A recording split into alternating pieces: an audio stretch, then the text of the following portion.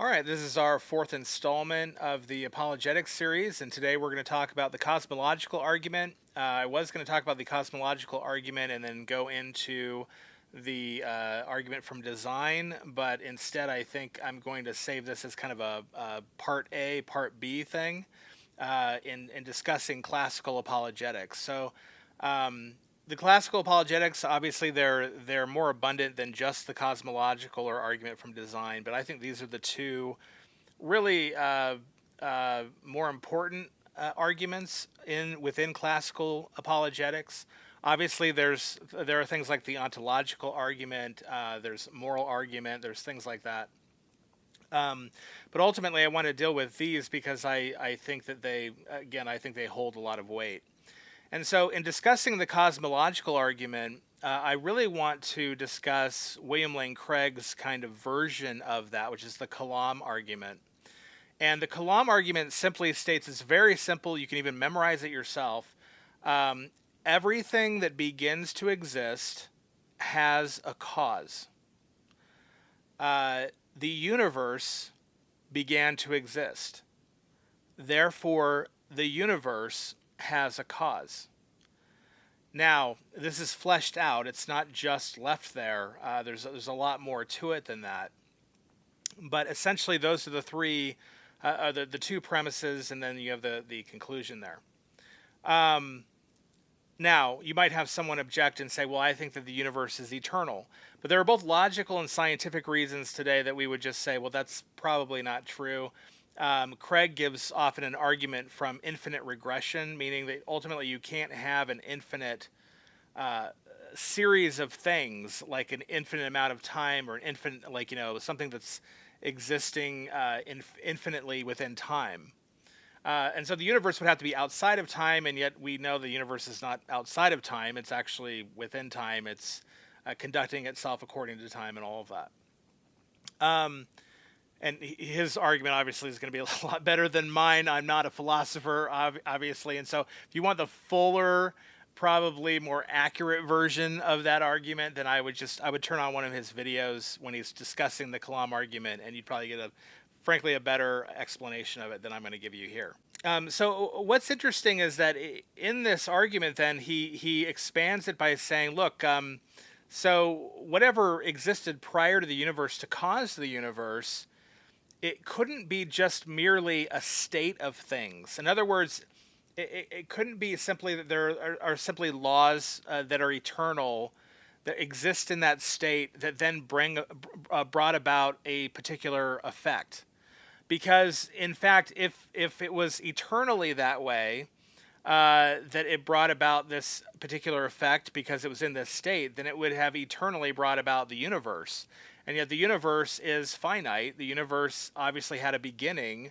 And so at that point, we have to then say, well, it couldn't just be a state of things then. It's not some sort of energy that is, again, it can't be something that's changing energy or whatever. By itself. If you think of it this way, if the state, let's say the law or the state of the pre-universe was that everything was at freezing, and it needed to, like, let's say, unfreeze water or something, even though you'd have to ask where the water came from. But let's say it had to unfreeze the water. Well, if it was always eternally, infinitely in this state of freezing, there's nothing to then make the change to unfreeze the water.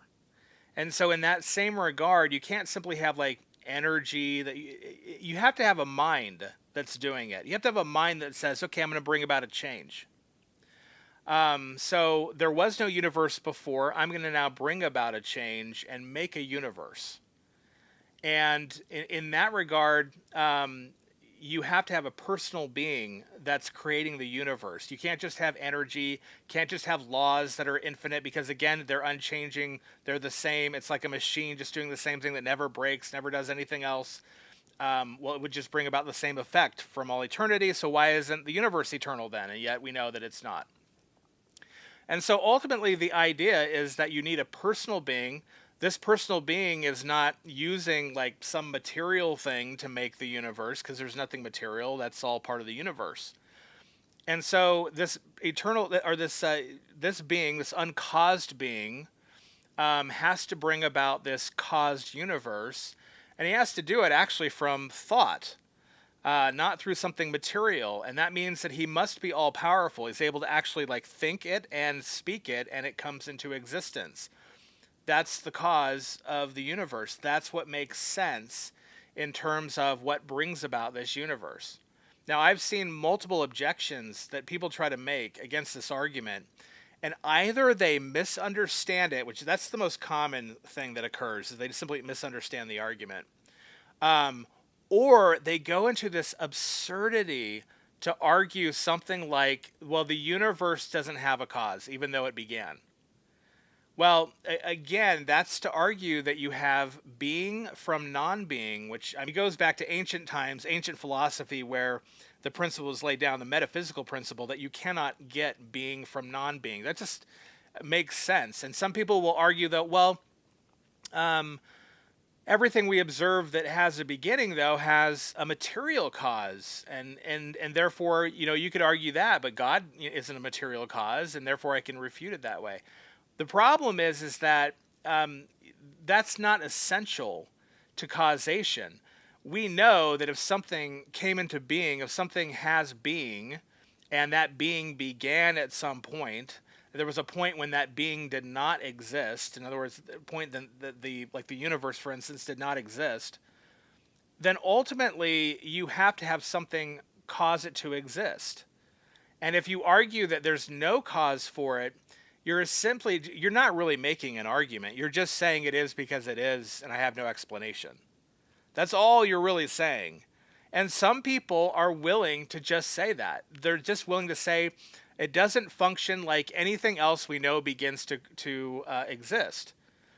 As I said before, you don't need a material cause. You just simply have to have some sort of cause from something that's being to being. You can't have non-being to being.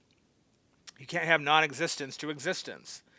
And so there's got to be something that exists in order to cause that existence. Now, if you're going to turn around and say, well, that everything else has all these other components to it, and you're just reducing it, I would say, well, yeah. I mean, every tiger has to have another tiger to produce it when it comes into being. That doesn't mean everything that exists has to have a tiger preceding it, or every human has to have a human, every tree has to have a tree, or a nut, or something. I mean, every chicken needs an egg, or whatever you want to say. But the point is that you have to have something in order from something to come forth from it. The principle is not you have to have a chicken for something to come forth from it, or the tiger, or a human, or a tree. In other words, it doesn't have to be specific. You simply need an effectual causation of something. So in other words, something that can cause something is needed to cause something to exist. Something that can cause something to exist is needed to cause something to exist. Now, the point then would be is that that's not a disqualifier to say, oh, well, there are these other things that we experience within our, empirical verification of how things come to exist. You don't have to tack on all those things. You simply need to say all things that exist, regardless, need some sort of effectual cause. And I would also argue that actually everything that exists, let's just look at the realm of the things that we make. All right. So obviously, it would beg the question to say that well, everything exists is done so because it has thought behind it. Because obviously, that we see trees create trees and all that sort of thing. But what I would say is that you're watching me on a camera right now, made by humans, and a microphone made by humans, and all this furniture made by humans and whatnot. And you might be tempted to say, well, everything has a material cause because we had to make those things out of material and we had to use our hands and all of that, and we're material and all of that. But ultimately, that's not true. Actually, everything that exists is created from thought that we've made. Everything we've made is created from thought. We think it. Now, we just can't, we're not able to effectually cause the existence of something from thought to its existence. We can't merely speak it and it comes into existence. We're not able to do that. But so we use the material as a medium, but it actually comes from thought first.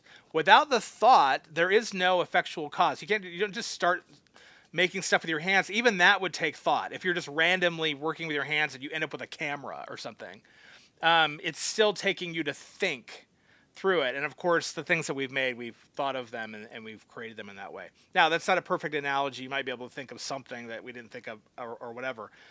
But for the most part, most of the things, if not all, that we have made come from thought. And we simply have a medium of the material. I would say the same thing when it comes to the cosmological argument. I would say ultimately, you don't need a material cause. You just need a metaphysical cause that's effectual. In other words, you need a metaphysical cause that is powerful enough to when that metaphysical cause has a mind, is an actual agent of causation that can affect it by merely doing something like thinking or saying it and calling it into existence. And of course, that's what we're actually saying happened with the universe. And that's all that really could have happened with the universe with its causation, because if nothing material existed before the universe, the answer isn't, oh, well, therefore there's no cause. The answer would automatically be then its causation must be metaphysical in nature and not material, which then would prove the existence of an all-powerful personal being bringing it into existence. Again, personal because it can't be just energy or a state of affairs or whatever it may be. It has to be a personal being with a mind calling it into existence, able to change the state of affairs through his own agency. Through his own actual libertarian free will, he's able to then change the state of affairs in order to create. Now, you might say to yourself, and this is the common objection, right? And I think this is kind of a low-hanging fruit objection that doesn't work. And that is that, well, if the universe had a cause, well, what caused God then? And you hear this from, I think, some of the lesser thoughtful, we'll put it that way, atheists like Richard Dawkins or something, right? Like, well, who caused God? But that's absurd because in reality, we're not saying that God began to exist. Notice that the argument is everything that begins to exist must have a cause. God does not begin to exist. And the argument that Craig will make through the absurdity of infinity, we're not arguing that God existed in time, in an infinite amount of time. You would have to argue that for the universe, which is an absurdity. And of course, again, through that's more the logical argument. The scientific arguments is that the universe did have a cause, it's expanding, all that sort of thing. It did not always exist as it exists, and even the elements within it, they need some sort of explanation. As to why they changed. So in other words, you could say, well, the rudimentary elements of the universe have always existed. You always had that hydrogen atom. You always had, the different atoms floating around, all that sort of thing. But if they infinitely existed that way, they would be floating around infinitely in the same way that they've always been floating around, doing the same things that they've always been doing. What brought about the state of affairs that changed what they were always doing infinitely? We're not just talking about for like 1,000,000 years, 1,000,000,000 years, 1,000,000,000,000 years. We're talking about they've always been, which means, frankly, they should have created numerous universes, not somewhere else, not in a parallel universe. I mean, in our universe, there should be numerous other universes that were created, and they all collide maybe, and then you'll make that the big universe or whatever it may be. But ultimately, there's nothing to suggest that's been happening at all. There was instead these things that seem to have begun to exist, and therefore they are in need of something else. They're in need of a change of a state of affairs from eternity, from infinity. Well, again, you can only have that if you have a personal agent who decides through his free will to actually change the state of affairs in order to create what was not there before. in order to give being out of non-being. And so in reality, what you have is being out of non-being in terms of the universe, but it's being out of being because God is creating it. He's causing it to happen. And that's far more logically consistent than the absurd idea that, well, it just happened. It's just there. It's just, and maybe our thinking is wrong about time. And it's just, all these absurdities are created in order to reject the idea that, well, there's a God and I'm accountable to him. Obviously, if he made the universe, he made it for a reason. There's purpose to it. It flows into all these other things that you have to accept. And a lot of atheists just don't want to accept that. Now, what is the issue with the cosmological argument that I would say is problematic, and I think a lot of people would say is problematic? It's not with the argument itself. It's just the fact that it doesn't get you to the Christian God stated as I just stated it. However, I actually think I can get you to the Christian God given what we've said before.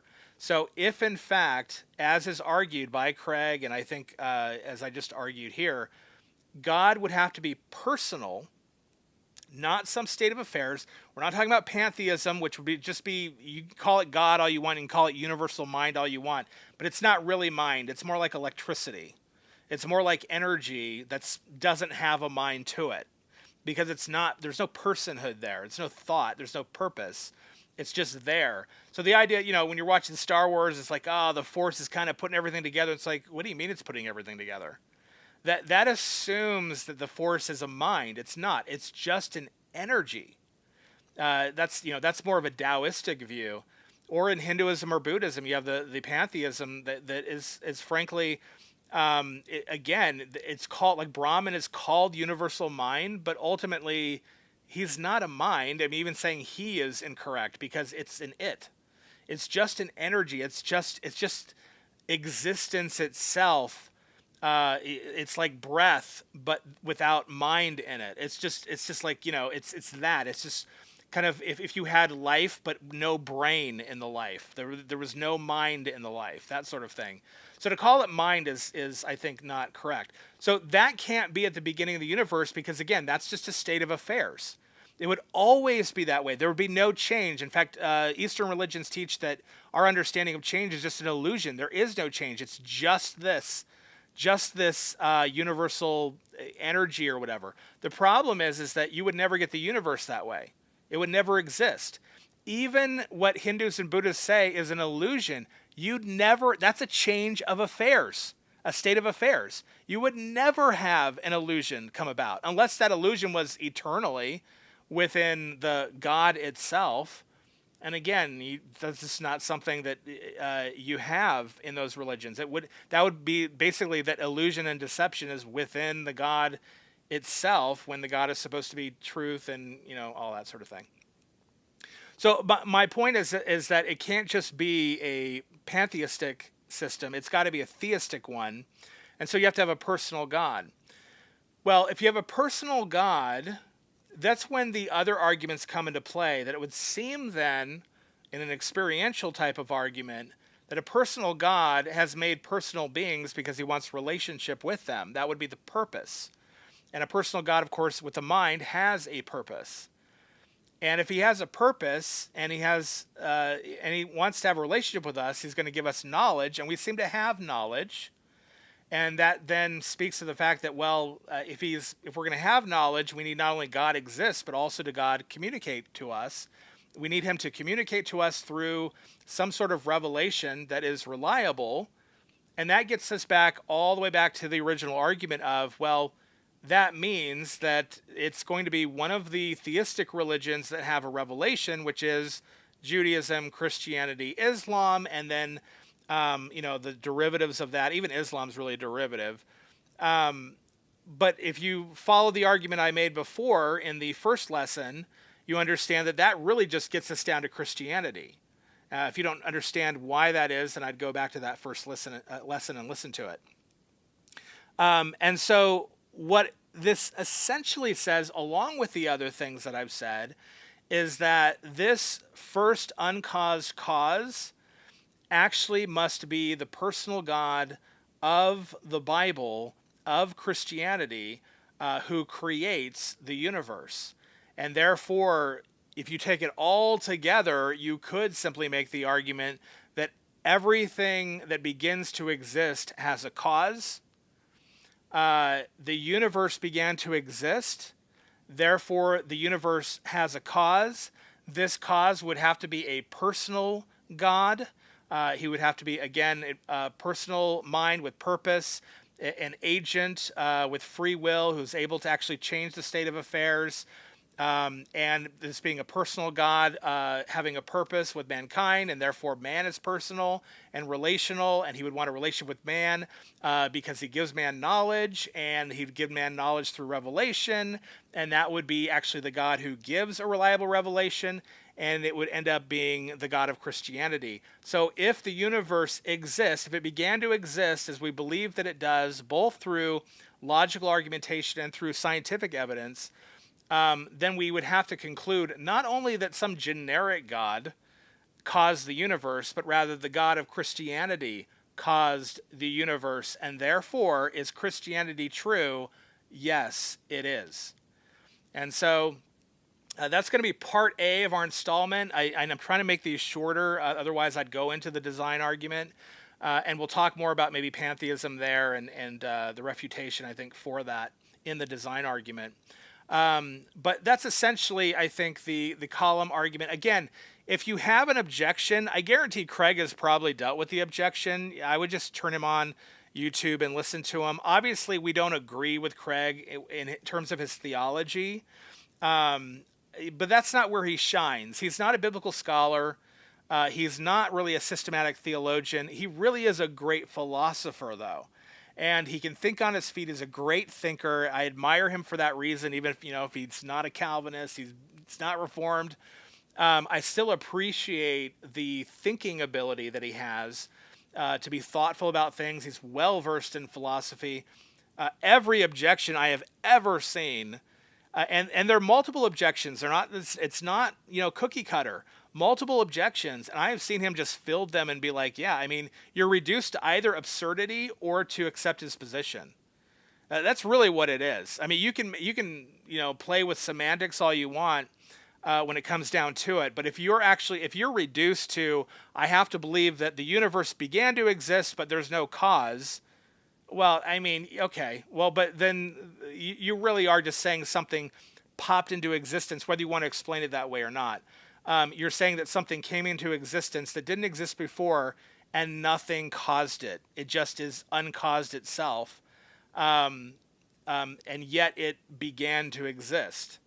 And so I think that's a complete absurdity. I think it's much better to say, look, you have an uncaused being who never began to exist. He's always existed, and who is personal and changed the state of affairs in order to bring about the existence of something that begins to exist, that is the universe itself. Of course, there's also the other objection that, look, if you have something pop into existence without a cause, why isn't anything else doing that? In fact, there's nothing to restrict it.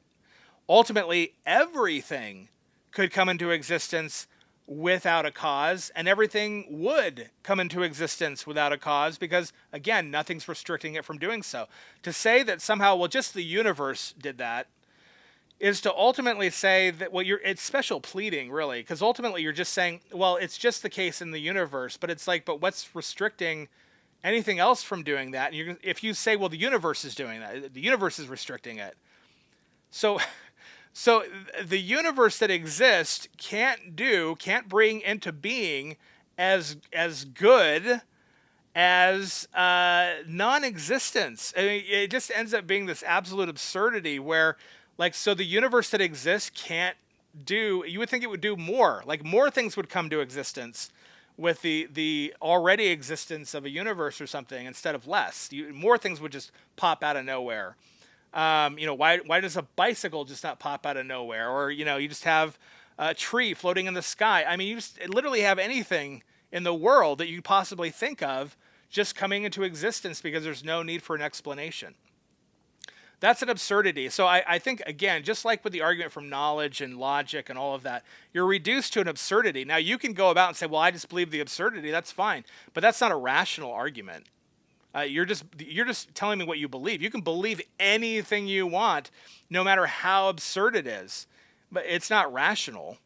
So, I mean, you don't have an explanation, you don't have a reason. It's not logical. You're just believing it. We encounter this both within Christianity and outside of it. People just want to believe whatever they want to believe.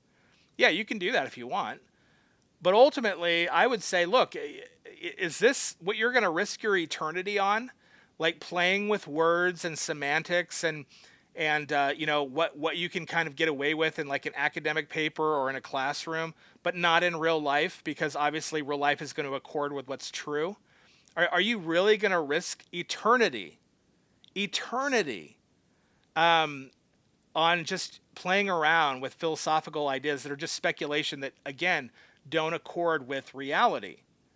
I just think that that's absurd. I think, look, this should bring you to the idea that, look, there is a personal God who has made the universe. There's a personal God who has made you. He's given you the ability to use logic and knowledge that you might know the nature of reality, because he's a personal God and wants a relationship with you as he's revealed. Along with the nature of reality, that's part of the nature of reality he's revealed, that he wants a relationship with man. He's made man for himself. Man is in rebellion against him because man wants to be God himself, but ultimately he calls us back through the gospel of the Lord Jesus Christ, paying for that rebellion that we've committed, that we might be forgiven if we ask for forgiveness and be restored to the God who made all things, including us, for himself. Well, I hope that that's helpful. We'll talk about the design argument next time in part B of this. I think it's part 4, part A, and then next time will be part 4, part B. Please like and subscribe, and we'll see you next time.